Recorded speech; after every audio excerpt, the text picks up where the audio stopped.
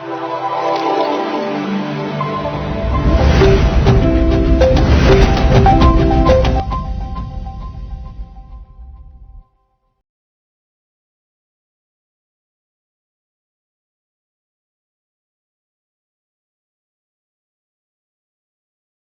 പറയാൻ ഉദ്ദേശിക്കുന്ന വിഷയം നമ്മുടെ എല്ലാം ക്രിസ്തുമത ഇവിടെ കൊണ്ടുവന്ന് എന്ന് പ്രചരിപ്പിക്കുന്ന സെയിൻറ്റ് തോമസിനെ പറ്റിയാണ്.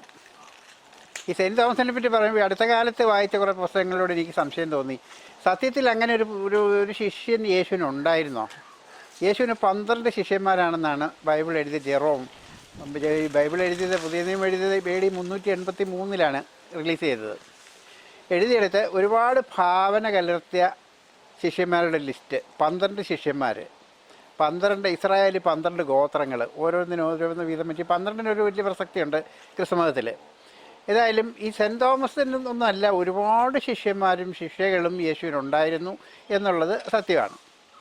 യേശുവിന് ഒരുപക്ഷെ പുരുഷന്മാരെക്കാൾ കൂടുതൽ സ്ത്രീകളായിരുന്നു യേശുവിൻ്റെ അനുയായികളും ശിഷ്യഗണങ്ങളും. അവരെയൊക്കെ അവോയ്ഡ് ചെയ്തുകൊണ്ട് പുരുഷ മേധാവിത്വമുള്ള ഒരു ബൈബിൾ എഴുതിയുണ്ടാക്കി ജെറോം. അതിനകത്ത് ഒരുപാട് കെട്ടുകഥകളും ഈ പറഞ്ഞ യാതൊരു അർത്ഥവുമില്ല, അർത്ഥശൂന്യമായ ഒരുപാട് അബദ്ധജടിലമായ ഒരുപാട് കാര്യങ്ങളും ആ ബൈബിളിൽ വന്നിട്ടുണ്ട്. ഏതായാലും തോമാശ്ലീഹയാണ് നമ്മുടെ വിഷയം. തോമാശ്ലീഹ കേരളത്തിൽ വന്നോ? ഇന്ത്യയിൽ തന്നെ വന്നോ? സത്യം പറഞ്ഞാൽ തോമാശ്ലീഹ കേരളത്തിൽ വന്നു എന്നുള്ളതിന് യാതൊരു തെളിവുകളുമില്ല. ഒരു ചരിത്രകാരന്മാരും തോമാശ്ലീഹ ഇവിടെ വന്നതായിട്ട് അംഗീകരിച്ചിട്ടില്ല. രണ്ടാമത്തെ കാര്യം, ഇത് കുറേ കത്തോലിക്ക മെത്രാന്മാരും എഴുത്തുകാരും വൈദികരും മാത്രമാണ് തോമാശ്ലീഹ ഇവിടെ കൊണ്ടുവന്നത്. അത് അവരുടെ ഒരു ആവശ്യമായിരുന്നു. തോമാശ്ലീഹ AD 52 കേരളത്തിൽ വന്നു, ഇവിടെ ഒരുപാട് അത്ഭുതങ്ങൾ കാണിച്ചു. എന്നിട്ട് 5 ബ്രാഹ്മണ കുടുംബങ്ങളെ മാമോദിസ മുക്കി. ബാലിശമായൊരു ആരോപണമാണ് സത്യത്തിലത്. ആ കാലത്ത് കേരളത്തിൽ ബ്രാഹ്മണരില്ല, ബ്രാഹ്മണൻ എന്ന് പറയുന്ന ആ വിഭാഗം കേരളത്തിൽ ഉണ്ടായിരുന്നില്ല എന്നുള്ളത് ചരിത്ര സത്യമാണ്. തോമാശ്ലീഹ വന്നു എന്ന് പറയുന്ന AD 52. ഏതായാലും ഇവിടെ അന്ന് ഒരു കാരണവശാലും ഈ ജൈനരോ ബുദ്ധരോ അല്ലെങ്കിൽ ബ്രാഹ്മണരോ ഉണ്ടായിരുന്നില്ല. ഇവിടെ ജാതി വ്യവസ്ഥ തന്നെ ഉണ്ടായിരുന്നില്ല. ഇവിടെയുള്ള ആളുകൾ ഒരു അപരിഷ്കൃതരാണെന്ന് എല്ലാവരും പറയുന്നുണ്ടെങ്കിലും എല്ലാവരും തന്നെ ഒരു പരിധി വരെ ബുദ്ധമത അനുവിശ്വാസികളായിരുന്നിരിക്കാനാണ് വഴി. ഏതായാലും ഇവിടെ വന്ന തോമാശ്ലീഹ 52 വന്നു, അവിടെ പോയി, ഇവിടെ പോയി അത്ഭുതങ്ങൾ കാണിച്ചു, യേശുവിനെ പറഞ്ഞു ഇതാണെന്നൊക്കെ ഒരുപാട് കെട്ടുകഥകൾ ഉണ്ടാക്കി വെച്ചു. ഇല്ലാത്ത ബ്രാഹ്മണന്മാരെ മാമോദിസ മുക്കി, 7 പള്ളികൾ സ്ഥാപിച്ചു. ഈ പള്ളികളെന്ന് പറയുന്ന പരിപാടി തന്നെ ക്രിസ്തുമതത്തിൽ ആരംഭിക്കുന്നത് 5-ാം നൂറ്റാണ്ടിലാണ്. 5-ാം നൂറ്റാണ്ടിൻ്റെ ആരംഭകാലത്ത് 4-ാം നൂറ്റാണ്ടിൻ്റെ ആരംഭകാലത്ത് കോൺസ്റ്റന്റൈൻ റോമാ ചക്രവർത്തി 312 ചക്രവർത്തിയായി.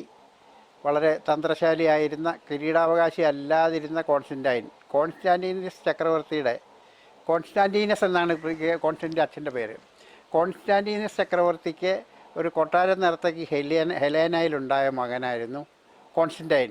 കിരീടാവകാശിയായൊരു മാക്സെയിൽസ് എന്ന് പറഞ്ഞ വേറൊരു മകനും ഉണ്ടായിരുന്നു ഈ കോൺസ്റ്റന്റീനസ് ചക്രവർത്തിക്ക്. ഇവർ തമ്മിൽ തന്ത്രശാലിയായിരുന്ന കോൺസ്റ്റന്റൈനും കോൺസ്റ്റന്റിൻ്റെ അമ്മയും കൂടെ ചേർന്നാണ് വിവിയൻ പാലത്തിൽ വെച്ചുണ്ടായ ഒരു മിന്നൽ ആക്രമണത്തിലൂടെ മാക്സെയിൽസ് എന്ന് പറയുന്ന യഥാർത്ഥ കിരീടാവകാശിയെ തോൽപ്പിച്ച് 312 റോമ ചക്രവർത്തിയാവുന്നു. ചക്രവർത്തിയായി കഴിഞ്ഞതിന് ശേഷം ക്രിസ്തുമതത്തെ ഇങ്ങനെ ഔദ്യോഗിക മതമായിട്ട് പ്രഖ്യാപിക്കുന്നു. കോൺസ്റ്റന്റൈൻ ഭരണം ഏൽക്കുന്ന കാലത്ത് 5% പോലും ക്രിസ്ത്യാനികൾ തന്നെ ഉണ്ടായിരുന്നില്ല. ക്രിസ്ത്യാനികളുണ്ടായത് 5-ാം നൂറ്റാണ്ടിലാണ്. അതിനു മുമ്പ് ക്രിസ്ത്യാനികളെ ഉണ്ടായിരുന്നില്ലല്ലോ. ഏതായാലും ഒരുപാട് കെട്ടുകഥകളും ഊഹാപോഹങ്ങളും വെച്ച് ചേർത്ത് ഒരുപാട് അതിശയോക്തി കലർന്ന കഥകളുണ്ടാക്കി ഇങ്ങനെ യേശുവിനെയും യേശുവിൻ്റെ 12 ശിഷ്യന്മാരെയും ഇവർ രംഗത്ത് കൊണ്ടുവരുന്നു. അത് ഭംഗിയായി വളരെ ബോധപൂർവ്വം തയ്യാറാക്കപ്പെട്ട ഒരു തിരക്കഥയായിരുന്നു ജെറോമിൻ്റെ. യേശുവിന് 12 ശിഷ്യന്മാർ, ഇടയ്ക്ക് പറയുന്നുണ്ട് 72 ശിഷ്യന്മാരുണ്ടായിരുന്നു എന്ന്. ഏതായാലും ഈ 12 ശിഷ്യന്മാരിൽ എല്ലാവരുടെയും പേരും പറയുന്നുണ്ട്. പേര് പറയുന്നതിൽ ഈ പറഞ്ഞ പത്രോസായിരുന്നു ചീഫ് എന്നൊക്കെ പറഞ്ഞിട്ടുണ്ട്. ഏതായാലും പ്രത്യേകിച്ച് തൊഴിലൊന്നും ചെയ്യാത്ത, തൊഴിലോ വരുമാന മാർഗമോ ഇല്ലാത്ത ഒരു വിഭാഗം ചെറുപ്പക്കാർ യേശുവിൻ്റെ പിന്നാലെ, യേശുവിൻ്റെ വാക്ധോരണയിൽ മുങ്ങി യേശുവിൻ്റെ പിന്നാലെ കൂടി. അത് ക്രമേണ വളർന്ന് വികസിച്ച് ജെറുസലം യൂദയ പ്രദേശത്തുള്ള മുഴുവൻ ആളുകളുടെയും ഹൃദയത്തിലല്ല മനസ്സിൽ യേശു സ്ഥാനം പിടിച്ചു. യേശു എന്ത് പറഞ്ഞാലും അത് അംഗീകരിക്കാനും യേശു പറയുന്ന ഒരു പരിധിയിൽ സത്യമായിരുന്നു. റോമ ആധിപത്യത്തിനെതിരായിട്ടുള്ള വലിയൊരു നേതൃത്വം, ഒരു ജനമുന്നേറ്റം ജനങ്ങളെ സംഘടിപ്പിക്കാൻ യേശുവിന് കഴിഞ്ഞു. സാധാരണക്കാരുടെ കൂടെ പട്ടിണി കിടന്നും അവരോട് അലഞ്ഞു നടന്നും എല്ലാം യേശു അവരിലൊരാളായി മാറുകയുണ്ടായത്. ആ യേശുവിൻ്റെ കുറേ ആൾക്കാർ ശിഷ്യന്മാർ യേശുവിനെ ഏതായാലും അവസാനം വളരെ ആവശ്യമായിരുന്നു പീലാത്തോസിന്. അവരെ കൂടെ യേശുവിനെ പിടിച്ചു, കൊന്നു, കുരിശെ തറച്ചു. കുരിശെ തറച്ചു കൊന്നു. സാധാരണഗതിയിൽ ഈ ഗോകുൽത്തായിൽ കുരിശെ തറച്ച് ആരുടെയും ബോഡി ക്ലെയിം ചെയ്യാൻ ഒരു ബന്ധുക്കളും പോകാറില്ല. അത് കുരിശിൽ ആഴ്ചകളോളം കിടന്ന് അവിടെ നിന്ന് അസ്ഥികൾ വേർപെട്ട് താഴെ വീണ് അങ്ങനെ കിടന്ന് നശിക്കുക പതിവ്. പക്ഷേ യേശു എന്ന വിപ്ലവകാരിയെ പീലാത്തോസിന് ഭയം ഉണ്ടായിരുന്നത് കൊണ്ട് യേശുവിനെ കുരിശെ തറച്ചു. അന്ന് രാത്രി തന്നെ യേശു മരിച്ചതിന് ശേഷം യേശുവിൻ്റെ ശരീരം അവിടെ നിന്ന് മാറ്റി. കാരണം തൂങ്ങിക്കിടക്കുന്ന യേശു, കുരിശെ തൂങ്ങിക്കിടക്കുന്ന യേശു മറ്റവർക്ക് ആവേശം ഉണ്ടാക്കും, ഈ യേശുവിൻ്റെ അനുയായികൾ എന്തെങ്കിലുമൊക്കെ ചെയ്യുമെന്നുള്ള ഭയം കൊണ്ട് ആ ശവശരീരം തന്നെ അവിടെ നിന്ന് മാറ്റി. സംഭവിച്ചത് അതിന് സത്യത്തിൽ യേശുവിൻ്റെ ശരീരം അവിടെ ഉണ്ടായിരുന്നില്ല. അതിന് വേറെ ഇവർ കഥയുണ്ടാക്കി. ജെറോം, അരിമത്യക്കാരനായൊരു ജോസഫ്, സിൻഹേദ്രിനിലെ അംഗമായിരുന്നു, പിന്നെ പീലാത്തോസിൻ്റെ പ്രിവി കൗൺസിൽ അംഗമായിരുന്നു. അദ്ദേഹം വന്നു. അദ്ദേഹം ഒരു കല്ലറ അവിടെ ഉണ്ടാക്കി വെച്ചിരുന്നു, ആരും അടക്കാത്തൊരു കല്ലറ. കാരണം അയാളുടെ നാടതല്ല, ഇയാളുടെ ബന്ധുക്കളാരും അവിടെ ഇല്ല ഗാഗുൽത്തായുടെ പരിസരത്ത്. അവിടെ ഒരു കല്ലറയുടെ ആവശ്യം വരുന്നതിന് ഒരു യുക്തിക്ക് നിരക്കാത്ത ഒരു കെട്ടുകഥ. അവിടെ കൊണ്ടുപോയി എന്നിട്ട് കുരിശേന്ന് പീലാത്തോസിൻ്റെ അടുത്ത് അനുവാദം വാങ്ങിച്ചു. 3 മണിക്കൂർ കൊണ്ട് യേശു മരിച്ചു. ശരീരം ഇറക്കി തുണിയെ കിടത്തി കല്ലറയെ കൊണ്ട് അടക്കി. നിക്കോദമസ് വൈദ്യം വന്നു, 105 റാത്തൽ മരുന്നും കൊണ്ടാണ് വന്നു. ഇതൊക്കെ ഒത്തിരി കെട്ടുകഥകളൊക്കെ ഒത്തിരി ഉണ്ടാക്കി. ഏതായാലും പീലാത്തോസ് മാറ്റിയ ശവശരീരം യേശുവിൻ്റെ ഒരു തുമ്പ് അവശേഷിക്കരുതെന്ന് പീലാത്തോസിന് നിർബന്ധം ഉണ്ടായിരുന്നു. പീലാത്തോസ് ഈ പറയുന്നത് പോലെ അത്ര നല്ല മനുഷ്യനോ യേശുവിൻ്റെ അനുഭവമുള്ള ആളൊന്നും ആയിരുന്നില്ല. അതൊക്കെ ജെറോം എഴുതിയപ്പോൾ റോമാക്കാർക്ക് വേണ്ടി എഴുതിയ ഈ ബൈബിളിൽ ഈ പീലാത്തോസിനെ വെള്ള പൂശി, ഈ മനുഷ്യനിൽ ഞാനൊരു കുറ്റവും കാണുന്നില്ല, ഈ കൈ കഴുകി, ഇതൊക്കെ പറഞ്ഞ് കെട്ടുകഥകളൊക്കെ ഒരുപാട് ഉണ്ടാക്കി വെച്ചു. അത് ഈ പൊടിപ്പും തൊങ്ങലും വെച്ച് ചേർത്ത മറ്റ് മസാല കൂട്ടുകളായിരുന്നത്. ഏതായാലും യേശു കൊല്ലപ്പെട്ടു. യേശുവിനെ പിടിച്ച് 12 മണിക്കൂറിനുള്ളിൽ വിചാരണ പൂർത്തിയാക്കി കുരിശ കയറ്റി. സാധാരണഗതിയിൽ ഇവർക്ക് ഇത്ര ഈ സാപത്തിൻ്റെ തലേദിവസം എന്നൊക്കെ ഒരു പറയുന്നുണ്ട്. ഏതായാലും 12 മണിക്കൂറിൻ്റെ ഒരാളിനെ എക്സിക്യൂട്ട് ചെയ്യണമെങ്കിൽ അത് അത്രയേറെ ഇവർക്ക് ഭയം അല്ലെങ്കിൽ ഭീതിജനകനായ ഒരു വ്യക്തിയായിരുന്നത് കൊണ്ടായിരിക്കണം. യേശുവിനെ ഭയപ്പെട്ടിരുന്നു ഇവർ. അതുകൊണ്ട് യേശുവിൻ്റെ 12 മണിക്കൂറിലെടുത്ത് ശവം പോലും ബാക്കി വെച്ചില്ല. അവസാനം ശിഷ്യന്മാരെന്ന് പറയുന്ന ഈ വിഭാഗം അലഞ്ഞു, നേതാവില്ലാതെ, പ്രത്യേക വിദ്യാഭ്യാസ വിവരമൊന്നും ഉണ്ടായിരുന്നില്ല. അങ്ങനെയുള്ള ആൾക്കാർ ആകെപ്പാടെ അങ്കലാപ്പിലായി. എല്ലാവരും നാനാ വഴിക്ക് ഓടി രക്ഷപ്പെടുകയാണുണ്ടായത്. യേശുവായിട്ട് ബന്ധപ്പെട്ട എല്ലാ ആൾക്കാരും ആ പരിസരം ജൗദയ ദേശം വിട്ട് അന്യനാടുകളിലേക്കൊക്കെ അഭയം പ്രാപിക്കാണ്ട് ഓടിപ്പോയി. അവസാനം വരെ യേശുവിൻ്റെ കൂടെ ഉണ്ടായിരുന്ന സത്യത്തിൽ ജൂദാസ് മാത്രമേ ഉണ്ടായിരുന്നുള്ളൂ. ഇവരതിന് കഴിഞ്ഞ ശേഷം ഒരുപാട് കള്ളക്കഥകൾ മെനഞ്ഞുണ്ടാക്കി. യേശു ശിഷ്യന്മാരെല്ലാവരും കൂടി തിരുവത്താഴം, ഒടുക്കത്തെ അത്താഴം എന്നൊക്കെ പറയുന്ന, ലാസ്റ്റ് സപ്പർ എന്നൊക്കെ പറഞ്ഞ ഒരു സംഗതി ചിത്രീകരിച്ചു. ആ ലാസ്റ്റ് സപ്പറിലെ ചിത്രം നിങ്ങൾ കണ്ടിട്ടുണ്ടാവും. ഡാവിഞ്ചി വരച്ചതാണ്. ഡാവിഞ്ചി വളരെ തന്ത്രശാലിയായിരുന്നു, വളരെ ബുദ്ധിമാനുമായിരുന്നു. ആ ഡാവിഞ്ചിയുടെ ആ ചിത്രം സത്യത്തിൽ നിങ്ങൾക്കറിയാം. യേശുവിൻ്റെ വലത്ത് ഭാഗത്ത് ഇരിക്കുന്നത് ഒരു സ്ത്രീയാണെന്ന് ഏത് പോലീസുകാരനും മനസ്സിലാവും.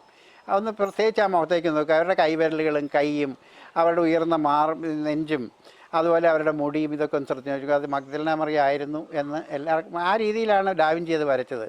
ഒന്ന്. രണ്ടാമത് അതിലിരിക്കുന്ന ഈ ശിഷ്യന്മാർ തമ്മിൽ ഈ പിന്നെ ഭക്ഷണം കഴിക്കാനല്ല, അവരങ്ങോട്ടും ഇങ്ങോട്ടും വാക്ക് തർക്കം നടക്കുകയാണ്. നിങ്ങളത് ശ്രദ്ധിച്ച് നോക്കിയുള്ളൂ ആ തിരുവത്താഴത്തിൻ്റെ ചിത്രം. അതിലിവർ അവിടെ വെച്ച് വലിയ വാക്ക് തർക്കത്തിലായിരുന്നു. അങ്ങോട്ടും ഇങ്ങോട്ടും വാദിക്കുന്നു, അങ്ങോട്ടും ഇങ്ങോട്ടും തിരിഞ്ഞ്. ഇതൊക്കെ നിങ്ങൾക്ക് ചിത്രത്തിലൂടെ ഒരുപാട് പറയാതെ പറഞ്ഞു വെച്ച സത്യങ്ങളാണ് ഡാവിഞ്ചി വരച്ചു വെച്ചത്. ഒരു പക്ഷേ ഈ ക്രിസ്തുമതത്തെ അല്ലെ ഇവരെ പരിഹസിക്കാൻ വേണ്ടി വരച്ചതായിരിക്കണം. അത് സഭയിലെ വാക്താധോരണ കൊണ്ട് ഈ പുരാണ ഗ്രന്ഥങ്ങളെല്ലാം എങ്ങനെ വേണമെങ്കിലും വ്യാഖ്യാനിക്കാമല്ലോ. അങ്ങനെ യേശുവിൻ്റെ തിരുവത്താഴം അവിടുന്ന് പിന്നെ അപ്പം ഉയർത്തി എൻ്റെ ശരീരമാകുന്നു ഭക്ഷിക്കുമെന്ന് പറഞ്ഞു, ഇതെൻ്റെ രക്തമാകുന്നു കുടിക്കാൻ പറഞ്ഞു എന്നൊക്കെ പറഞ്ഞുള്ള ഈ പരിപാടികൾ ക്രിസ്തുമതത്തിലെ കുർബാന ആരംഭിക്കാൻ വേണ്ടി ഉണ്ടാക്കിയ ഒരു കഥയാണിന്നത്. അവിടെ ശിഷ്യന്മാരെല്ലാവരും കൂടിയെന്ന് അങ്ങനെ ഒരു സംഭവമേ നടന്നിരിക്കാനുള്ള ഒരു സാധ്യതയില്ല. അപ്പോഴേതായാലും ഞാൻ പറഞ്ഞു വന്നത്, ഇതെല്ലാം കഴിഞ്ഞ് ശിഷ്യന്മാർ നാനാവിധമായി പോയി. ഒരു പക്ഷേ അവിടുന്ന് രക്ഷപ്പെടാനുള്ള വ്യഗ്രതയിൽ തോമസും അല്ലെങ്കിൽ മറ്റു പല ശിഷ്യന്മാരും പല സ്ഥലത്തേക്കാണ് രക്ഷപ്പെട്ടത്. തോമസ് ഒരു പക്ഷേ ഇന്ത്യ അല്ലെങ്കിൽ ഈ സിൽക്ക് റൂട്ട് എന്ന് പറയുന്ന ആ വഴി ഒരു പക്ഷേ അവിടെ യാത്രക്കാർ ഈ കച്ചവടക്കാരുടെ കൂടെ എവിടെയെങ്കിലും വേഷപ്രച്ഛന്നനായിട്ട് പോന്നിട്ടുണ്ടാവും. അങ്ങനെ പോയി എത്തിച്ചേർന്നു എന്ന് പറയുന്ന ട്രേസ് ചെയ്തിട്ട് കിട്ടിയത് അങ്ങനെ ഗോണ്ടഫറസ് രാജ്യത്ത് വന്നതായിട്ടാണ്. അങ്ങനെ ഒരു കഥയുണ്ട്. ഗോണ്ടഫറസ് എന്ന് പറഞ്ഞത് അഫ്ഗാനിസ്ഥാനിലൊരു കാണ്ഡഹാറിനടുത്തുള്ള ഒരു രാജ്യമായിരുന്നു ഗോണ്ടഫോറസ് രാജാവ്. അവിടെ വന്നു. അവിടെ വന്നിട്ട് ഗോണ്ടഫോറസ് രാജാവ് കൊട്ടാരം പണിയാൻ കാശ് കൊടുത്തത് മുഴുവൻ പാവങ്ങൾക്ക് കൊടുത്തു. എന്നിട്ട് ഇയാളെ തടവിലാക്കി. അപ്പം രാജാവിൻ്റെ അനുജൻ മരിച്ചു. സ്വർഗത്തിൽ ചെന്നപ്പോൾ വലിയ സ്വർണ്ണ കൊട്ടാരം ഉണ്ടാക്കി വെച്ചിരിക്കുന്നതായിട്ട് കണ്ടു. തിരിച്ചു വന്നെന്നൊക്കെ ഞങ്ങൾ സുന്ദരമായ കഥകളുണ്ടാക്കി. അത് ഈ ഈ പറഞ്ഞ് നമ്മുടെ വേദങ്ങളിലും ഇതിഹാസങ്ങളും മുഴുവൻ ഇങ്ങനെയുള്ള മണ്ടത്തരങ്ങൾ കെട്ടുകഥകളാക്കി എന്ന് എഴുതിയിട്ടുണ്ടല്ലോ.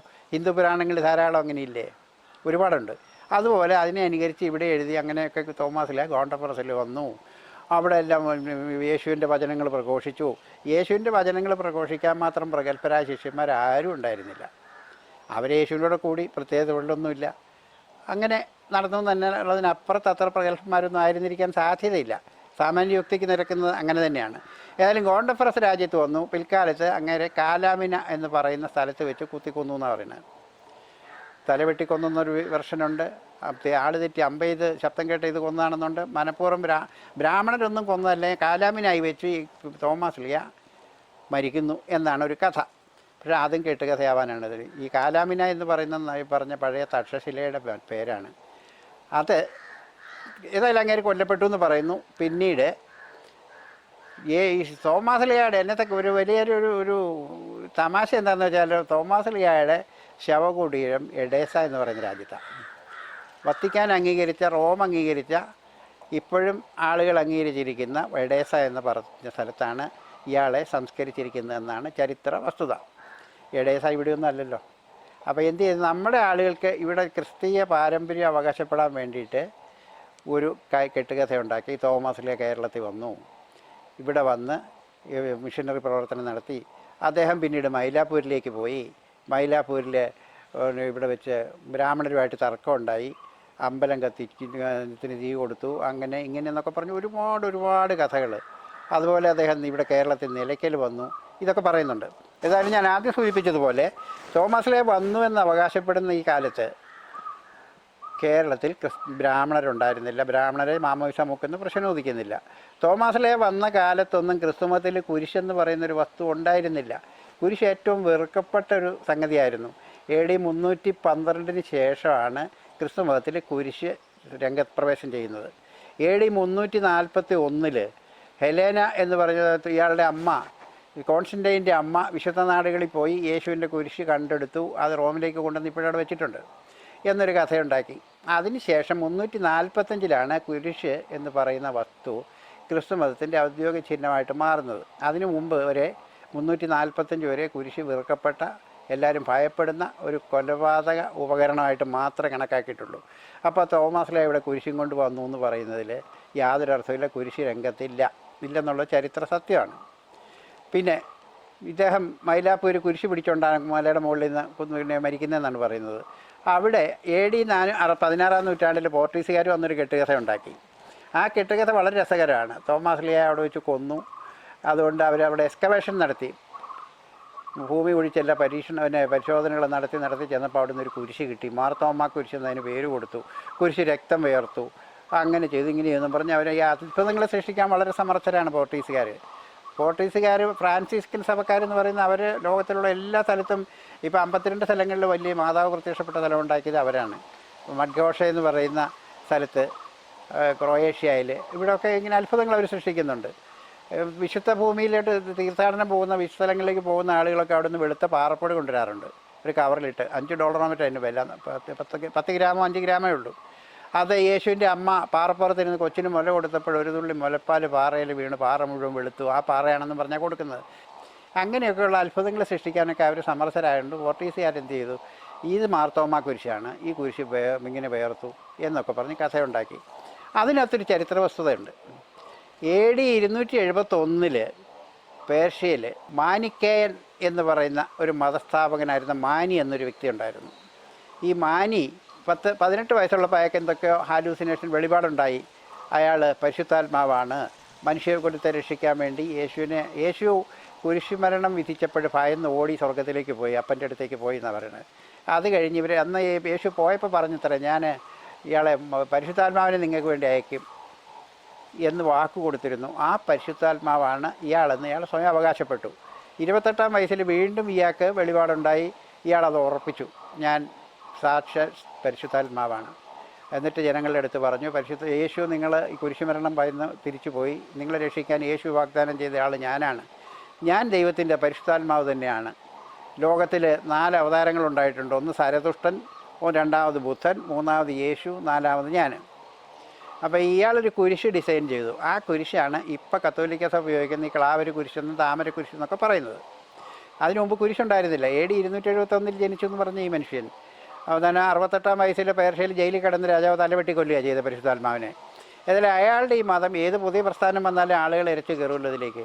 ഒരുപാട് ലോകം മുഴുവൻ അത് വ്യാപിച്ചു. ഇയാളുടെ പ്രവർത്തകർ നമ്മുടെ കത്തോലിക്ക സഭയുടെ താത്വികാചാര്യനായിരുന്ന സെയിൻറ്റ് അഗസ്റ്റിൻ ഈ മാനിക്കയൻ മതത്തിൻ്റെ വലിയ സ്റ്റോഞ്ച് സപ്പോർട്ടറായിരുന്നു, അതിൻ്റെ പ്രൊമോട്ടറായിരുന്നു, അതിനകത്ത് വലിയ ആളായിരുന്നു. അയാൾ പിൽക്കാലം മാനിക്കയൻ മതത്തെയൊക്കെ ഇല്ലാതാക്കി കഴിഞ്ഞിട്ടാണ്, അല്ലെങ്കിൽ അതിന് നിലനിൽപ്പില്ലെന്ന് വന്നിട്ടാണ് അയാൾ പിന്നെ കത്തോലിക്ക സഭയിൽ പോകുന്നത്. അത് വേറൊരു ചരിത്രം. ഏതായാലും ഈ മാനിക്കയൻ ഉണ്ടാക്കി ഡിസൈൻ ചെയ്തൊരു കുരിശാണ് ഇന്ന് കത്തോലിക്ക സഭ എല്ലാ പള്ളിയുടെ മുകളിലും വെച്ചിരിക്കുന്ന കുരിശ്, മെത്രാന്മാർ കഴുത്തേലിടുന്ന കുരിശ്, ഓർത്തഡോക്സുകാരൻ കൈപ്പിടിച്ച് ആശീർവദിക്കുന്ന കുരിശ്, ഇതെല്ലാം ഈ മാനിക്കയൻ കുരിശാണ്. മാനിക്കയൻ കുരിശിൽ മാനിക്കയൻ ഡിസൈൻ ചെയ്തത് ഈ കുരിശ് നിങ്ങൾ ശ്രദ്ധിച്ചറിയാം. താമരക്കുരിശ് എന്ന് പറയുന്നതിൻ്റെ നിങ്ങൾക്കറിയാം, അതിൻ്റെ ബേസിൽ 2 ഇലകൾ താഴേക്ക് കിടക്കുന്നുണ്ട്. അത് സരതുഷ്ട മതത്തിൻ്റെ സിമ്പലാണ്.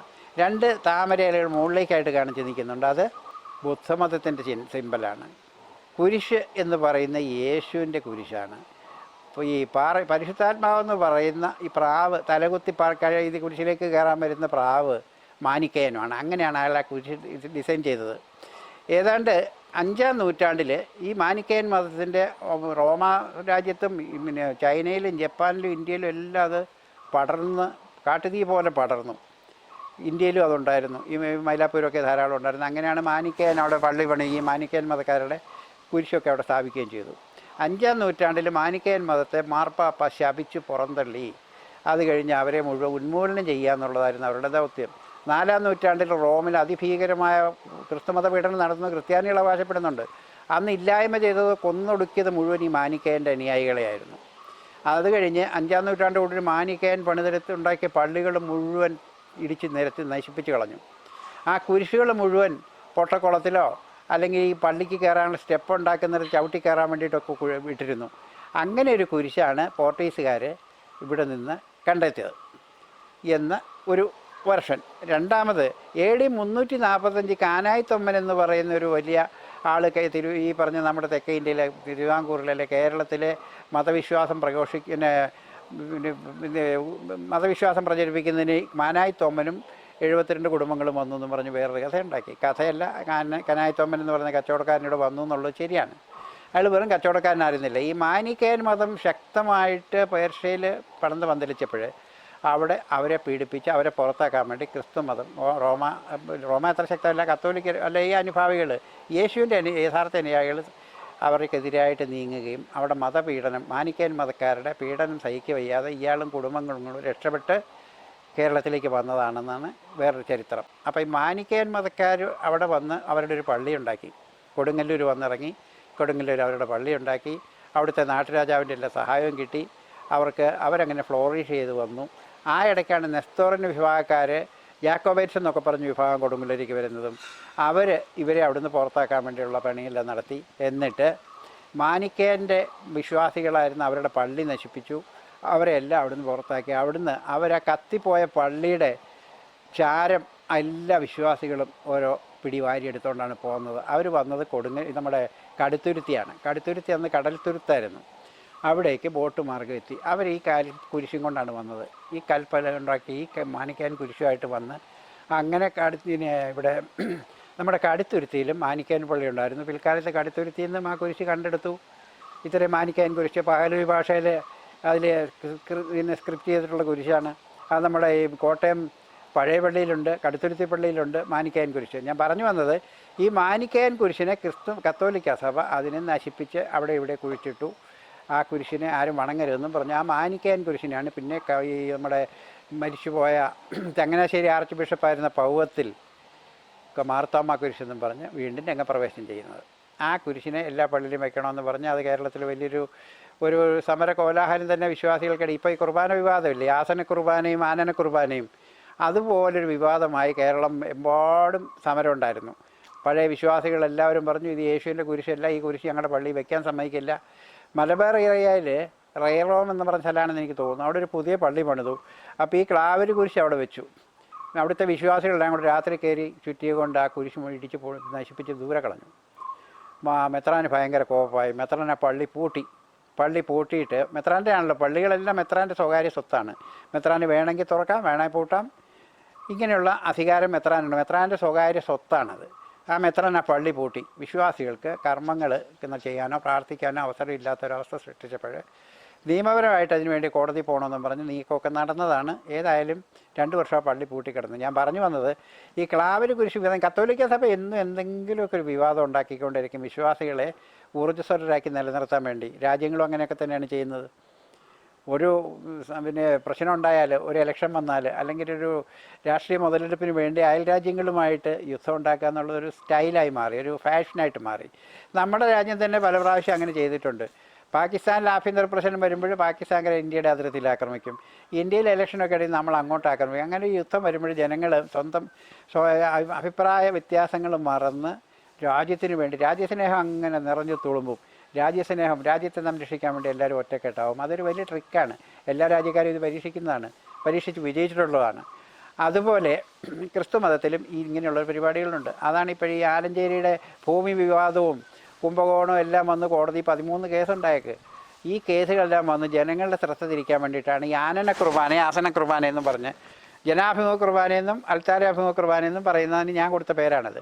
ഇതിലങ്ങനെ കുർബാന ഉണ്ടാക്കി. അപ്പോൾ ആ വിഷയത്തിലടക്കം ഈ വിശ്വാസികൾ തമ്മിൽ തല്ലുന്നു. ഇവർ മറ്റ് വിഷയങ്ങളിൽ നിന്ന് ശ്രദ്ധ തിരിക്കാൻ കഴിയുന്നുണ്ട്.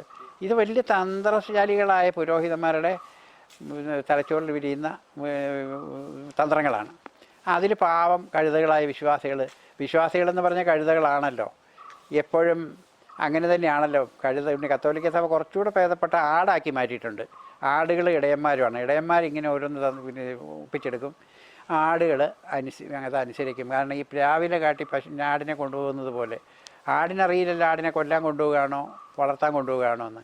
ഇവർ ആടുകളെ വളർത്തുന്നത് തന്നെ കൊന്ന് തിന്നാനും പാല് കുടിക്കാനും വിറ്റ് കാശാക്കാനും വേണ്ടിയാണ്. ആടിനൊന്നും വിശേഷബുദ്ധി ഇല്ലാത്ത എന്തെങ്കിലും കുറച്ച് വിശേഷബുദ്ധിയുള്ളൊരു വൈദികരും അതുപോലെ മെത്രാന്മാരും ഒക്കെ ആയിട്ട് മാറിപ്പോയി. അപ്പോൾ കത്തോലിക്ക സഭയിൽ സാമാന്യ ബോധമുള്ള മനുഷ്യരാരും ഇല്ലെന്ന് അവർക്ക് തന്നെ അറിയാം. അതുകൊണ്ട് അവർ പേരും കൊടുത്തല്ലോ, ലേമൻ, കൂലിയില്ലാതെ പണിയെടുക്കുന്ന അടിമകൾ എന്നുള്ള അർത്ഥത്തിൽ ലേമനാണിപ്പോഴും. അത് അഭിമാനത്തോടെ കൊണ്ടു നടക്കുന്നു ക്രിസ്ത്യാനികൾ. അങ്ങനെ തോമാസ്ലിയ എന്ന ഈ പറഞ്ഞ അസംബന്ധ കഥയുണ്ടാക്കി ഇവിടെ തോമാസ്ലിയ അത് ചെയ്തു ഇത് ചെയ്തു. തോമാസ്ലിയ നിലയ്ക്കൽ ഒരു കുരിശ്, ആ നിലയ്ക്കൽ ഭാഗത്ത് തോമാസ്ലിയുടെ കുരിശ് പിന്നീട് പൗവത്തിൽ കണ്ടെടുത്ത് അവിടെ പള്ളി പണിയാനൊക്കെ നോക്കിയതാണ്. അത് നമുക്കറിയാം, കേരളത്തിൽ ചരിത്രത്തിലുള്ളതാണ്. അപ്പോൾ ഈ തോമാസ്ലിയ യാതൊരു കാരണവശാലും ഇന്ത്യയിൽ വരാനുള്ള ഒരു ചരിത്രരേഖകളുമില്ല, അതിനുള്ള ഒരു സാധ്യതയില്ല. ബ്രാഹ്മണരെ ഇവിടെ മാമോദിസം വെക്കാൻ പറ്റില്ല. 7 പള്ളികളെന്ന് പറഞ്ഞ പ്രസ്ഥാനം ആരംഭിക്കുന്നത് പാശ്ചാത്യ നാട്ടിൽ 5-ാം നൂറ്റാണ്ടിൽ റോമിൽ പള്ളികളൊക്കെ പണിയാൻ തുടങ്ങി. 6-ാം നൂറ്റാണ്ടൊക്കെ ആയപ്പോഴേക്ക് ഏഷ്യയിലും അമേരിക്കയിലൊക്കെ പള്ളികളുണ്ടാകാൻ തുടങ്ങി. അതിന് മുമ്പ് പള്ളികളുടെ പ്രശ്നവുമില്ല. അപ്പോൾ 7 പള്ളികൾ സ്ഥാപിച്ചു എന്ന് പറഞ്ഞതും കെട്ടുകഥയാണ്. ഇവിടെ എന്തുകൊണ്ടാണ് തോമാസ്ലിയ വന്നു എന്ന വളരെ ആവേശത്തോടെ മെത്രാന്മാർ വാശി പിടിക്കുന്നത്? മെത്രാന്മാർക്ക് ഇവിടെ പാരമ്പര്യം വേണം. ക്രിസ്തു മതത്തിൽ സത്യത്തിൽ ഉന്നത ജാതിക്കാരായ ആരും തന്നെ ആ കാലത്ത് പരിവർത്തനം ചെയ്യപ്പെട്ടിട്ടില്ല എന്ന് നമുക്ക് ആധുനിക കാലത്ത് ചരിത്രം നമുക്കറിയാം. അരയന്മാരോ അല്ലെങ്കിൽ അങ്ങനെയുള്ള ആൾക്കാർ ആശ്രയമില്ലാതെ അവഗണിക്കപ്പെട്ട് കിടന്ന ശുദ്ധരും അസ്പർശ്യരുമായ ആളുകളാണ് ക്രിസ്തുമതം സ്വീകരിച്ച് അവർക്ക് എന്തെങ്കിലും അല്പം സ്വാതന്ത്ര്യം കിട്ടുമെന്നുള്ള പ്രതീക്ഷ ഉണ്ടായിരുന്നിരിക്കും. അങ്ങനെയുള്ളവർ മാത്രമേ ക്രിസ്തുമതം അന്ന് സ്വീകരിച്ചിരുന്നുള്ളൂ. ഏതായാലും ഈ ക്രിസ്ത്യാനികൾ ഓരോരുത്തരുടെ ആശ്രിതരായിട്ട് കൂടി മറ്റുള്ള വിദേശ മിഷണറിമാരെന്നോ അവരൊക്കെ പറയുന്ന അവരുടെയൊക്കെ ബുദ്ധിയിലൂടെ ഇവിടെ സമ്പന്നരായി തുടങ്ങി. ക്രമേണ കഠിനാധ്വാനത്തിലൂടെ സമ്പന്നരായി, ഒരുപാട് ഭൂമി അവരുടെ കൈവശമായി, ചതിച്ചും കുതികാലി വെട്ടിയൊക്കെ ഒരുപാട് അങ്ങനെ സമ്പന്നരായി കഴിഞ്ഞപ്പോൾ ഇവർക്കൊരു വലിയ പാരമ്പര്യം വേണം. പാരമ്പര്യത്തിന് വേണ്ടിയാണ് ഞങ്ങളൊക്കെ തോമാസ്ലിയാന്ന് നേരിട്ട് ക്രിസ്തുമതം സ്വീകരിച്ചവരാണെന്ന് ഇവർ പറഞ്ഞു പരത്താൻ തുടങ്ങി. അതുപോലെ തന്നെ ഇവിടെ വേറൊരു പ്രശ്നമുണ്ടായി. അതൊരു വലിയ തമാശ പിടിച്ച കാര്യമാണ്. ഇവിടുത്തെ ക്രിസ്ത്യാനികൾ ആധുനിക കാലത്ത് പോലെ ഈ ക്രിസ്ത്യാനികൾ ക്രിസ്തുമതം സ്വീകരിച്ച് ആര് വേണമെങ്കിലും സായിപ്പൻ്റെ കൂടെ മഹാരാജാവിനെയൊക്കെ കാണാൻ പോകുമ്പോൾ കൊട്ടാരത്തിലേക്ക് കയറി പോവാം. അല്ലെ കൊട്ടാരത്തിൻ്റെ ഈ പറഞ്ഞ മതിൽക്കെട്ടിന് പുറത്ത് തീണ്ടാപ്പാട് അകലെ നിൽക്കേണ്ടിയിരുന്ന സാധാരണക്കാരായ ഈ അസ്പർശ്യരായ ആൾക്കാർ ക്രിസ്തുമതം സ്വീകരിച്ചു എന്നുള്ള ഒറ്റ അഡ്വാൻറ്റേജിൻ്റെ പേരിൽ ഇവർക്ക് സായിപ്പിൻ്റെ കൂടെ കൊട്ടാരത്തിൽ കയറാം. കൊട്ടാരത്തിൽ കയറി ഇരിക്കാനുള്ള സ്വാതന്ത്ര്യം കിട്ടി. അപ്പോൾ പണ്ട് ഈ ബ്രാഹ്മണരൊക്കെ അല്ലേ കൊട്ടാരത്തിലുണ്ടായിരുന്നു ഇരിക്കാൻ പാടുള്ളൂ. അപ്പോൾ ഇവരിങ്ങനെ ആസനത്തിലായി കഴിഞ്ഞപ്പോൾ ബ്രാഹ്മണർക്ക് അവരുടെ അടുത്തിരിക്കുന്നത് വല്ലാത്ത പ്രശ്നമാണ്. ബ്രാഹ്മണരൊക്കെ കൂടെ പറഞ്ഞു ഇവരൊക്കെ ബ്രാഹ്മണർ, ഞങ്ങളുടെ ജാതിക്കാർ മാർഗം കൂടിയവരാണ്, അതുകൊണ്ടാണ് അവരെ ഞങ്ങൾ കൂടെ ഇരുത്തുന്നത്. അങ്ങനെ അവർക്ക് ബ്രാഹ്മണ്യം അവരും അറിഞ്ഞോ അറിയാതെ കൽപ്പിച്ചു കൊടുത്തു. ഇവർ പിന്നീട് അങ്ങ് ബ്രാഹ്മണരായി. എൻ്റെയൊക്കെ വല്യപ്പൻ പറയുമായിരുന്നു, വല്യപ്പന് പൂണൂലിൻ്റെ പാടുണ്ടായിരുന്നു അവരെന്നെ, അത്ര വലിയ ബ്രാഹ്മണന്മാരായിരുന്നത്. ഏതായാലും ഇവരുടെ ഈ പാരമ്പര്യവും ഇവരുടെ ഈ സമ്പദ്ധിതനെ രക്ഷിക്കാൻ വേണ്ടിയിട്ട് ഇവർ സവർണരായിട്ട് സ്വയം മറ്റുള്ളവരുടെ സഹായത്തോടു കൂടി അവരോധിതരായി. അങ്ങനെ ഒരു വിഭാഗം ക്രിസ്ത്യാനികൾ, ഞങ്ങളിപ്പോൾ പറയുന്ന സീറോ മലബാർ റോമൻ കാത്തലിക്സ് എന്ന് പറയുന്ന വിഭാഗം മുഴുവൻ സവർണ ക്രിസ്ത്യാനികളാണ്. ക്രിസ്ത്യാനികളുടെ ഇവിടെയുള്ള ഇന്ത്യയിലെ ക്രിസ്ത്യാനികളുടെ ജസ്റ്റ് 20% അവരുള്ളൂ. ബാക്കി 80% അസകൃതരാണ്, ദളിതരാണ്. പക്ഷേ ഈ 20%, ഈ 80%ത്തെയും അപ്പർ ഹാൻഡിലൂടെ അവരെ ഭരിക്കുന്നു, കാര്യങ്ങൾ നിശ്ചയിക്കുന്നു. മെത്രാന്മാരാണ് മുഴുവൻ. അതാണ് കത്തോലിക്ക സഭയിലൊരു ഒറ്റ മെത്രാൻ അവർണനില്ല. സവർണരല്ലാതെ ഒരു മെത്രാനോ ഒരു കന്യാസ്ത്രീയോ ഒരു വൈദികനോ ഒരു ഡോക്ടറോ ഒരു കോളേജ് പ്രൊഫസറോ ഇല്ല. കാരണം അവരെ ഉയരാൻ അവർ സമ്മതിക്കില്ല, ഒരിക്കലും സമ്മതിച്ചിട്ടില്ല. ഈ അസകൃതരുടെ പേരിൽ കിട്ടുന്ന ആനുകൂല്യങ്ങൾ മുഴുവൻ നേടിയെടുത്തുകൊണ്ട് ഈ 20% വരുന്ന റോമൻ കത്തോലിക്ക സിറിയൻ കാത്തലിക്സ് എന്ന് പറയുന്ന വിഭാഗം അങ്ങനെ വളർന്ന് ഫ്ലോറിഷായി വന്നു. ഇപ്പോഴും അസകൃതർ തന്നെ ലത്തീൻകാർ ഇപ്പോഴും OBC ആണ് കേട്ടോ, അവർക്ക് സംവരണമൊക്കെ ഉണ്ട്. ആ രീതിയിൽ ഇവരതിനെ ശരിയായിട്ട് കരുക്കൾ നീക്കി ഉന്നത സ്ഥാനം നേടി, രാഷ്ട്രീയത്തിൽ ഉന്നത സ്ഥാനം നേടി, സാമ്പത്തികമായിട്ട് കേരളത്തെ നിയന്ത്രിക്കാൻ മാത്രമുള്ള സാമ്പത്തിക ഭദ്രതയും അവർ നേടിയെടുത്തു. കേരളത്തിലെ വിദ്യാഭ്യാസ സ്ഥാപനങ്ങളുടെ 68% ക്രിസ്ത്യാനികളുടെ കയ്യിലാണ്. അതുപോലെ പിന്നെ സ്വർണ്ണ വ്യാപാര രംഗത്ത്, നേരത്തെ അബ്കാരി രംഗത്ത് അവരായിരുന്നു കേട്ടോ 90%, അതിപ്പോൾ കുറഞ്ഞു വരുന്നുണ്ട്. ഏതായാലും എല്ലാ രംഗത്തും അവർ മോണോപ്പൊളി. അതുപോലെ തന്നെ ബ്രിട്ടീഷുകാരുടെ സഹായത്തോടു കൂടി ഇവർ ആവശ്യത്തിൽ കൂടുതൽ ആനുകൂല്യങ്ങൾ. നിങ്ങളൊന്ന് ആലോചിച്ചു, ഇന്ത്യയിലെ എല്ലാ പട്ടണങ്ങളിലും, എല്ലാ പ്രധാന പട്ടണങ്ങളിലും ഈ ക്രിസ്ത്യാനികൾക്ക്, ക്രിസ്തു മതത്തിന്, പ്രത്യേകിച്ചും CMI പോലെയുള്ള കത്തോലിക്ക മതവിഭാഗങ്ങൾക്ക് എല്ലാ പട്ടണങ്ങളിലും വൻകിട വ്യവസായ വിദ്യാഭ്യാസ സ്ഥാപനങ്ങളുണ്ട്, മെഡിക്കൽ കോളേജുകളുണ്ട്, അല്ലാത്ത കോളേജുകളുണ്ട്. ഈ പറഞ്ഞ ബാംഗ്ലൂർ, കർണാടകത്തെ നോക്കൂ, ധർമാരത്ത്, മൈസൂരിൽ, തമിഴ്നാട്ടിൽ നോക്കൂ, ഡൽഹിയിൽ നോക്കൂ, എവിടെ നോക്കിയാലും ഡൽഹിയിൽ എന്തുമാത്രമുണ്ട്, ബോംബെയിൽ എന്തുമാത്രമുണ്ട്. ബ്രിട്ടീഷുകാരുടെ ഈ പറഞ്ഞ ഓശാന പാടി നടന്ന് അവർക്ക് കൈവനടിച്ച് നടന്നിട്ട് സൗജന്യമായിട്ട് കിട്ടിയ സാധനങ്ങളാണ് ഇതൊക്കെ. ഇവരെല്ലാം ഇന്ത്യ മുഴുവൻ നിയന്ത്രിക്കാൻ മാത്രമുള്ള സമർത്ഥരായ ബിസിനസ്സുകാരായിട്ട് മാറി. പാരമ്പര്യം തോമാശ്ലീഹായും. തോമ എന്ന് പറഞ്ഞ ഈ മനുഷ്യനെ ഒരു പരിധി വരെ, ഞാൻ ആദ്യം പറഞ്ഞല്ലോ, യേശുവിൻ്റെ മരണശേഷം നാഥനില്ലാതെ വന്ന ഈ ശിഷ്യന്മാർ നാനാവിധമായി 4 സ്ഥലത്തേക്ക് ഓടിപ്പോവുകയാണ് ചെയ്തത്. അപ്പോൾ ഈ ഇവിടെ മൈലാപ്പൂർ വരാനുള്ള ഒരു സാധ്യതയില്ല. പക്ഷേ ഞങ്ങൾ കെട്ടുകഥകൾ ഉണ്ടാക്കാനും അതിന് ആധികാരികത വരുത്താനും വളരെ സമർത്ഥമായിട്ട് കരുക്കൾ നീക്കാൻ ഞങ്ങൾ കത്തോലിക്ക സഭയ്ക്ക് അറിയാം. പക്ഷേ ഈ കഴിഞ്ഞ 5-6 മാസങ്ങൾക്ക് മുമ്പ് അന്തരിച്ച ഒരു പോപ്പ് എമിറേറ്റ്സ് ഉണ്ടായിരുന്നു, ബെനഡിക്റ്റ് 16 ബെനഡിക്റ്റ് 16 കുറച്ച് ചരിത്രമൊക്കെ അറിയാവുന്ന ആളാണ്. അങ്ങേര് പറഞ്ഞു സെയിൻറ്റ് തോമസ് കേരളത്തിലേക്ക് പോയിട്ടേ ഇല്ല, കേരളത്തിലില്ല, തെക്കേ ഇന്ത്യയിൽ പോയിട്ടേ ഇല്ല എന്ന് അങ്ങേര് പറഞ്ഞു. അത് ഈ പറഞ്ഞ ഗൂഗിളിലൊക്കെ സെർച്ച് ചെയ്താൽ നിങ്ങൾക്ക് കിട്ടും, ആ സ്റ്റേറ്റ്മെൻറ്റ് കിട്ടും. അങ്ങനെ അത് പറഞ്ഞപ്പോഴേക്കും ഇവിടുത്തെ മെത്രാന്മാരുടെ സംഘങ്ങളെല്ലാം കൂടെ ഒന്നടങ്കം ആർത്തലിച്ച് കരഞ്ഞു കാല് പിടിച്ചു. ഈ തോമാശ്ലീഹ വന്നു എന്നുള്ള ഒരു ഇതിൻ്റെ അടിസ്ഥാനത്തിലാണ് ഇവിടെ സഭയുടെ നിലനിൽപ്പ്. അതുകൊണ്ട് അതിനെ തള്ളിപ്പറയരുതെന്ന് പറഞ്ഞ് അങ്ങേരെ കാല് പിടിച്ചു. അങ്ങേര് പിന്നെ അതിനെപ്പറ്റി ഒന്നും പറഞ്ഞില്ല, നിഷേധിച്ചുമില്ല. ഏതായാലും ആധികാരികമായിട്ടും ചരിത്രപരമായിട്ടും തോമ ഇവിടെ വന്നിട്ടേ ഇല്ല. ഇത് കേരളത്തിലെ ഒരു ചരിത്രകാരന്മാരും തോമാശ്ലീഹ വന്നതായിട്ട് ഒരു തെളിവും ഹാജരാക്കിയിട്ടില്ല. ഏതായാലും ഈ പറഞ്ഞ രീതിയിൽ ഇവർ ആധികാരികമായിട്ട് തോമായുടെ ഈ പ്രശ്നം ഞാൻ പറഞ്ഞല്ലോ ഇങ്ങനെ കൊണ്ടുവന്നെത്തി. മാർപ്പാപ്പ പറഞ്ഞിട്ടും മാർപ്പാപ്പയെ കാല് പിടിച്ച് അങ്ങനെ വിഴുങ്ങി. ഇതിന് ശേഷം വേറെ തമാശ കേരളത്തിൽ സംഭവിച്ചിട്ടുണ്ട്. കേരളത്തിൽ ജാക്കോബൈറ്റ്സ് ഉണ്ട്, അല്ലെങ്കിൽ മാർത്തോമാക്കാരും ഓർത്തഡോക്സുകാരും ഉണ്ട്. ഈ ഓർത്തഡോക്സ് സഭയുടെ പാരമ്പര്യം പറഞ്ഞാൽ കേട്ടോ, അത് ബൈസന്റൈൻ സഭയായിരുന്നു കേട്ടോ. ഈ കോൺസ്റ്റന്റൈൻ റോമിൽ ഈ ക്രിസ്തുമകാനികൾക്ക് അവകാശം എല്ലാം കൊടുത്ത അയാൾ കോൺസ്റ്റാന്റിനോപ്പിൾ എന്ന് പേര് കൊടുത്തൊരു ബൈസന്റൈൻ സാമ്രാജ്യം ഉണ്ടാക്കി. അവസാനം ബൈസന്റൈൻ സാമ്രാജ്യവും റോമാ സിംഹാസനവുമായിട്ട് യുദ്ധമായി, വഴക്കായി, ബഹളമായി. ഒരുപാട് ചരിത്രമുണ്ട് അതിൽ. കാരണം ഈ തുർക്കികൾ ബൈസന്റൈൻ ആക്രമിച്ചപ്പോൾ റോമ അവർക്ക് ഒത്താശ ചെയ്ത് കൊടുത്തെന്നും ബൈസന്റൈനെ തകർത്തെന്നും. അപ്പോൾ അവർ റോമുമായിട്ടുള്ള ശത്രുതയുടെ പേരിലാണ് അവർ ഓർത്തഡോക്സ് വിശ്വാസികളെന്ന് പറഞ്ഞ് അങ്ങനെ മാറി. റഷ്യയിലൊക്കെയാണ് അത് ഫ്ലോറിഷായത്. ഏതായാലും കേരളത്തിൽ അതുണ്ടായിരുന്നില്ല. ഇവിടെ മാർത്തോമകൾ, അല്ലെ ജാക്കോബൈറ്റ്സ് എന്ന് പറയുന്ന വിഭാഗയുടെ മാർത്തോമ ക്രിസ്ത്യാനികളെന്നൊക്കെ പറഞ്ഞ് ഇവിടെ ഉണ്ടായിരുന്നുള്ളൂ. അവർ ഈ ഒരു വലിയ തമാശയുണ്ട്. ഇപ്പോൾ ഈ അടുത്ത ദിവസങ്ങളിൽ പേപ്പറിൽ വന്നു, ഒരു ഈവാനിയോസ് എന്ന് പറഞ്ഞൊരു ആർച്ച് ബിഷപ്പിനെ നിങ്ങൾ കേട്ടിട്ടുണ്ടാവും. തിരുവനന്തപുരത്ത് ഒരുപാട് വിദ്യാഭ്യാസ സ്ഥാപനങ്ങളുണ്ടാക്കിയ ഇവാനിയോസ് കോളേജ്, തിയോഫിലസ് കോളേജ്, ഇതെല്ലാം ഉണ്ടാക്കിയെടുത്ത് ബഥനി സഭയിൽ നിന്ന് പിണങ്ങി പിരിഞ്ഞ് കത്തോലിക്ക സഭയിൽ പുനരൈക്യപ്പെട്ട ഒരു മെത്രാപ്പോലിത്തയായിരുന്നു മാർ ഇവാനിയോസ്. ഇവാനിയോസിൻ്റെ കാലത്താണ് ഈ വട്ടശ്ശേരിൽ എന്ന് പറഞ്ഞൊരു ബാവ ഇവിടെ ഉണ്ടായിരുന്നു, കോട്ടയത്ത്. വട്ടശ്ശേരി മരിച്ചു കഴിഞ്ഞപ്പോൾ ഇവാനിയോസാണ് സീനിയർ മോസ്റ്റ്. സ്വാഭാവികമായിട്ട് അങ്ങേർക്ക് ആ സ്ഥാനം കിട്ടുമെന്ന് വിചാരിച്ചു. പക്ഷേ ഇവിടെ ചില കുതുകാൽ വെട്ടുകളൊക്കെ ഉണ്ടായിരുന്നുകൊണ്ട് അങ്ങേർക്ക് ആ സ്ഥാനം കിട്ടിയില്ല.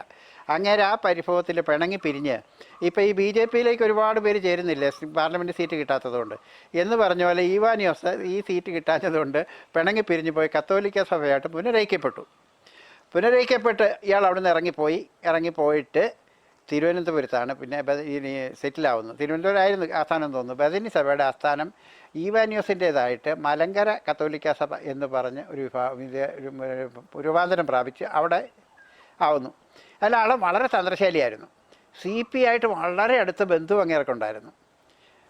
അവിടെ 400 ഏക്കർ സ്ഥലമാണ് അയാൾ കൊട്ടാരം വക സ്ഥലം അയാൾ വളരെ തന്ത്രപൂർവ്വം CPയുടെ ഒത്താശയോടുകൂടി കൈവശപ്പെടുത്തി അവിടെ ഇവാനിയോസ് കോളേജ് ഉണ്ടാക്കി.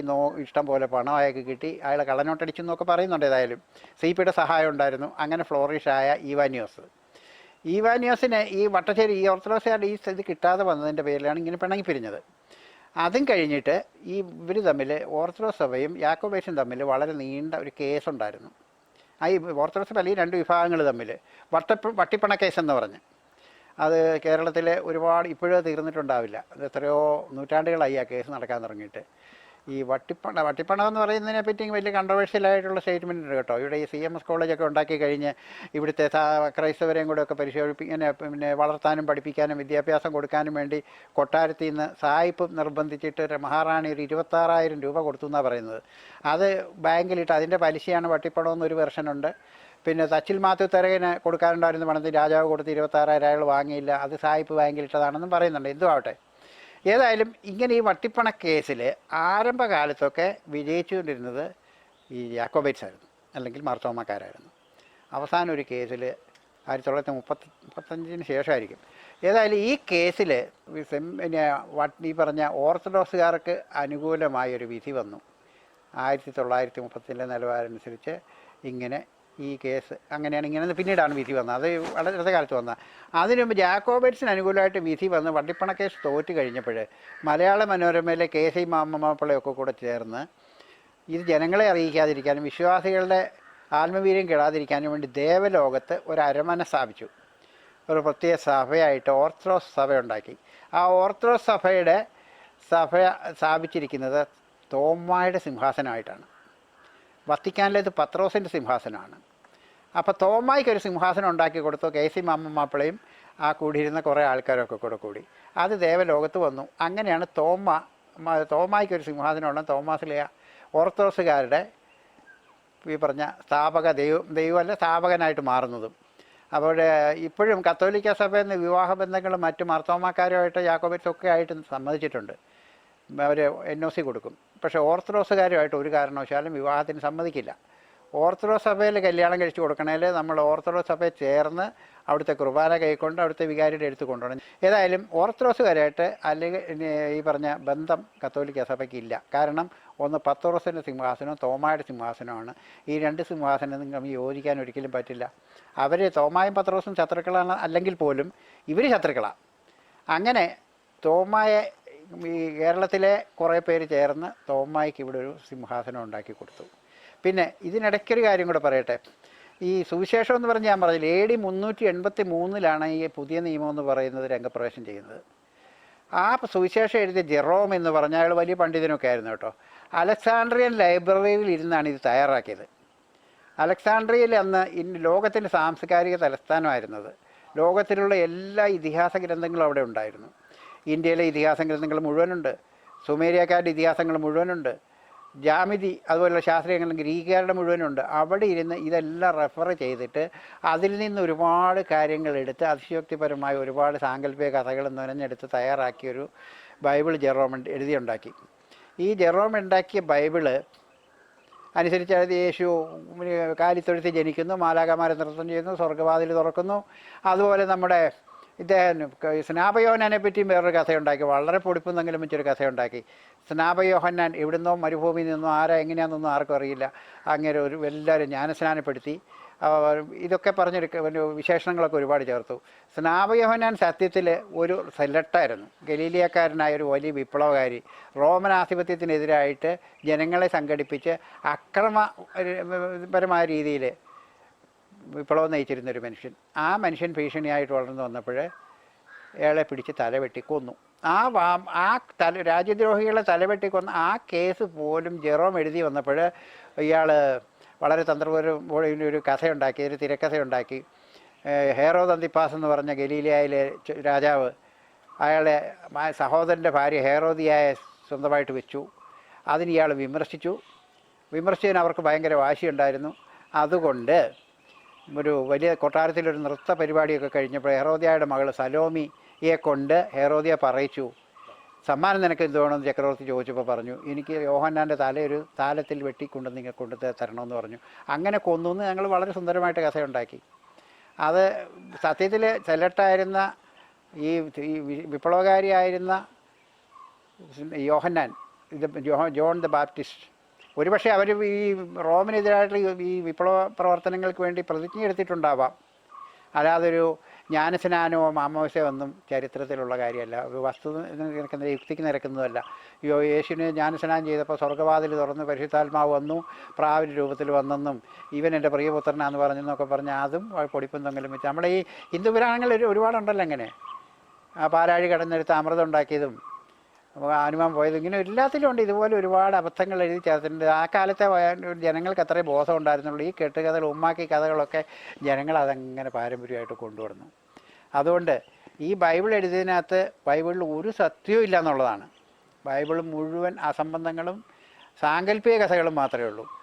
യേശുവിനെ ഈ പറഞ്ഞ പോലെ ചെപ്പടി വിദ്യക്കാരനായിട്ട് മാറ്റി. യേശു എന്ന വിപ്ലവകാരിയെ വെറും ചെപ്പടി വിദ്യക്കാരനോ വഴിയോര മാജിക്കാരനായിട്ട് നശിപ്പിച്ച് കുളവാക്കി. യേശു ക്രിസ്തു അല്ല കേട്ടോ, അത് ഞാൻ സൂചിപ്പിക്കുന്നതേ ഉള്ളൂ, അതിനെപ്പറ്റിയിലേക്ക് ഞാൻ കടക്കുന്നില്ല. ഈ കൃഷ്ണൻ ഇന്നും ജീവിച്ചിരുന്നിട്ടില്ല എന്ന് ഇടമറ എഴുതിയത് വളരെ സത്യം. ആ ക്രിസ്തു എന്നൊരു കഥാപാത്രം ലോക ചരിത്രത്തിൽ ഉണ്ടായിരുന്നില്ല. യേശുവിനെ ബാപ്റ്റൈസ് ചെയ്ത് ക്രിസ്തു ആക്കിയതാണത് തന്ത്രപൂർവ്വം. അങ്ങനെ ഒരു സാങ്കല്പിക ക്രിസ്തുവിനെ ഉണ്ടാക്കിയെടുത്ത് റോമാ സിംഹാസനത്തിൻ്റെ അധികാരം ഉണ്ടായിരുന്നു, ഇതെല്ലാം ഉണ്ടായിരുന്നുകൊണ്ട് അവരങ്ങനെ ആക്കിയെടുത്തതാണ്. യേശു ഒരു സാധാരണ മനുഷ്യനായിരുന്നു, പച്ച മനുഷ്യനായിരുന്നു. അത് ജനങ്ങളെ സ്നേഹിച്ചിരുന്ന ആളാണ്, ജനങ്ങൾ അങ്ങേരെ സ്നേഹിച്ചിരുന്നു. യേശുവിൻ്റെ കാലശേഷവും അത് നിലനിന്നു. അത് ഇല്ലാതാക്കാൻ വേണ്ടിയിട്ടാണ് പിന്നെ ഈ ഫ്രോഡാണെന്നും അപ്പസ്തോലെന്നും പറഞ്ഞ് പൗലോസ് വരുന്നതും. പൗലോസ് എന്ന് പറഞ്ഞ വ്യക്തിയുടെ ഉപജാപങ്ങളുടെ ഫലമായിട്ട് യേശുവിനെ ക്രിസ്തുവായിട്ട് അയാൾ രൂപാന്തരപ്പെടുത്തി. ഇവരെഴുതി വെച്ച ബൈബിളിൽ ഒരു 10% പോലും യേശുവിൻ്റെ വാക്കുകളില്ല. അതൊരു സത്യമാണ്. യേശു പറഞ്ഞിരിക്കാൻ സാധ്യതയുള്ള, യേശു അത്ര വലിയ പണ്ഡിതനൊന്നും ആയിരുന്നിരിക്കില്ല കേട്ടോ. യേശു പറഞ്ഞത് മുഴുവൻ ബുദ്ധൻ്റെ വചനങ്ങളാണ്. 90% അത് തന്നെയാണ്. അത് സംശയമുള്ളവർക്ക് വേണമെങ്കിൽ ഞാനൊരു പുസ്തകം റെഫർ ചെയ്യാം. അത് വിശ്വാസിയായിരുന്നു കേട്ടോ. ഹോൾഗർ കെസ്റ്റൻ എന്ന് പറഞ്ഞ ഒരാളൊരു പുസ്തകം എഴുതിയിട്ടുണ്ട്, ദ ഒറിജിനൽ ക്രൈസ്റ്റ്. ഒരു താരതമ്യ പഠനമുണ്ട്, ബുദ്ധൻ്റെ വചനങ്ങൾ ഇതും കൂടെ ചേർത്ത്. അതൊന്ന് വായിച്ചു നോക്കിയാൽ അറിയാം. വചനങ്ങൾ മുഴുവൻ ബുദ്ധൻ്റെയാണ്. ബുദ്ധൻ പറഞ്ഞ ഉപമകളാണ് യേശു ഉപയോഗിച്ചത്, ബുദ്ധൻ പറഞ്ഞ കാര്യങ്ങളാണ്. അതുകൊണ്ട് യേശു സ്വന്തമായിട്ട് കണ്ടുപിടിച്ചെന്നും പറഞ്ഞൊന്നും അല്ലത്. എന്തുവാട്ടെ, പൗലോസ് എന്ന് പറഞ്ഞ് ഈ ഫ്രോഡ്, ഗമാലിയലിൻ്റെ ശിഷ്യനായ അതിപണ്ഡിതനായ കുശാഗ്രബുദ്ധിയായ യഹോവയുടെ തീവ്ര യഹൂദമത വിശ്വാസിയായ മനുഷ്യൻ വന്ന് എല്ലാം കലക്കി മറിച്ച് യേശുവിനെ പിടിച്ച് ക്രിസ്തുവാക്കി. പിന്നീട് കോൺസ്റ്റന്റൈൻ നിലനിൽപ്പിന് വേണ്ടി ക്രിസ്തുവിനെ പിടിച്ച് റോമിൻ്റെ ഔദ്യോഗികമതമാക്കി. ഞാൻ പറഞ്ഞല്ലോ, കോൺസ്റ്റന്റൈൻ ഭരണം ഏൽക്കുന്ന സമയത്ത് 5% യേശുവിനെ വിശ്വസിക്കുന്നവരവിടെ ഉണ്ടായിരുന്നുള്ളൂ. ഈ കോൺസ്റ്റന്റൈൻ മരണക്കിടക്കയില്ല മാമോയിസ മുങ്ങിയതൊക്കെ. അയാൾ വലിയ യോഗ്യനായൊരു മനുഷ്യനായിരുന്നു. ആദ്യ ഭാര്യയിലെ മകൻ രണ്ടാം ഭാര്യയെ പ്രാപിക്കുന്നത് കണ്ട അവിടെ ഭാര്യയെ പുഴുങ്ങി കൊന്നു, ആ മകനെ കൊന്നു. രണ്ടാം ഭാര്യയുടെ സഹോദരൻ്റെ 11 വയസ്സുള്ള കൊച്ചിനെ കൊന്നു, അവരുടെ അപ്പനെ കൊന്നു. അങ്ങനെയൊക്കെ ഒത്തിരി കഥയുള്ളതാണ്. വിശുദ്ധനാകാൻ കൊള്ളാവുന്നൊരു മനുഷ്യനായിരുന്നു കോൺസ്റ്റന്റൈൻ. അങ്ങനെയൊക്കെ ഒരുപാട് കഥകൾ ഇവരുണ്ടാക്കിയെടുത്തു. ഇതൊക്കെയാണ് സത്യത്തിൽ. ഇല്ലാത്ത തോമ എന്നൊരു ശിഷ്യന് യേശുവിന് ഉണ്ടായിരുന്നോ എന്ന് പോലും അറിയില്ല. പിൽക്കാലത്ത് ഒരു നാഗമ്മാടിയിൽ നിന്ന് കണ്ടെടുത്തതാണെന്നും പറഞ്ഞൊരു സുവിശേഷം വന്നു, തോമായുടെ സുവിശേഷം എന്നും പറഞ്ഞ്. ഈ തോമായുടെ സുവിശേഷത്തിൽ 114 വചനങ്ങളേ ഉള്ളൂ. അതിനകത്ത് യേശു സ്ത്രീകളെപ്പറ്റി വളരെ ഗംഭീരമായിട്ട് പറഞ്ഞിട്ടുണ്ട്. നിൻ്റെ അമ്മയെ സ്നേഹിക്കണം, ബഹുമാനിക്കണം, ഭാര്യയെ സ്നേഹിക്കണം, സഹോദരിയെ സ്നേഹിക്കണം, സ്ത്രീയാണ് പ്രപഞ്ചത്തിൻ്റെ അടിസ്ഥാനം. സ്ത്രീയെ ബഹുമാനിക്കാത്ത ഒരു സമൂഹത്തിനും നിലനിൽപ്പില്ല, വളർച്ച പ്രാപിക്കാനും പറ്റില്ല. 114 വചനത്തിൽ പത്രോസ് പറയുന്നുണ്ട്, യേശുവിൻ്റെ അടുത്ത് ഇവർ ഒരുമിച്ചിരിക്കുമ്പോഴേ പത്രോസ് പറയുന്നുണ്ട്, ഇവള് മഗ്ദലന മേരിയില്ലേ, മറിയത്തെ നമ്മുടെ അടുത്ത് പറഞ്ഞു വിടും, ഇവള് സ്ത്രീയാണ്, ഇവൾക്ക് ആത്മാവില്ല, നമ്മൾ വേണ്ട. യേശു പറഞ്ഞു, ഇവളും എന്നോടൊപ്പം ഇരിക്കും, ഇവൾക്ക് ആത്മാവുണ്ട്. സ്ത്രീയും പുരുഷനും എപ്പോൾ നിങ്ങൾ തുല്യരാകുന്നില്ലയോ, ഒന്നാകുന്നില്ലയോ, നിങ്ങൾ ഒരിക്കലും സ്വർഗ്ഗരാകുന്നില്ല എന്നൊക്കെ യേശു പറഞ്ഞതായിട്ട് ആവചനങ്ങളുണ്ട്. അതും ഫാബ്രിക്കേറ്റഡാണ് കേട്ടോ. ഈ സുവിശേഷങ്ങൾ ഓരോരുത്തരുടെ പേരിൽ ജെറോം എഡിറ്റ് ചെയ്തതിന് ശേഷം ഓരോരുത്തരുടെ പേരിൽ അങ്ങ് പതിപ്പിച്ചു കൊടുത്തു. മത്തായി എഴുതി, മാർക്കോസ് എഴുതി, ലൂക്ക എഴുതി, യോൻ. അവരൊന്നും മനസ്സാവാച കർമ്മണ അറിഞ്ഞിട്ടുള്ള കാര്യമായിരിക്കില്ല. വിശ്വാസ്യത വരുത്താൻ വേണ്ടി ഇവർ ഓരോരുത്തരുടെ പേരിൽ അതങ്ങ് പിച്ചു. അത് ഞങ്ങളൊക്കെ അങ്ങനെ കൊണ്ടാടുന്നു, ഞങ്ങളൊക്കെ ഇതങ്ങനെ വിശ്വസിക്കുന്നു. കാരണം വളരെ ചെറുപ്പം മുതലേ ഞങ്ങളെ ആ രീതിയിലാണ് കണ്ടീഷൻ ചെയ്യുന്നത്. ഇതങ്ങനെ രക്തത്തിൽ കലർത്തി വെച്ചതാണ്, അത് മാറാൻ പോകുന്നില്ല. രക്തത്തിൽ കലർന്നു പോയ വിശ്വാസം മാറ്റിയെടുക്കണമെങ്കിൽ വലിയ ബുദ്ധിമുട്ടുണ്ട്. ഇവർക്ക് വൈദികർക്കും ഇവർക്കൊക്കെ നന്നായിട്ട് ഇതറിയാം.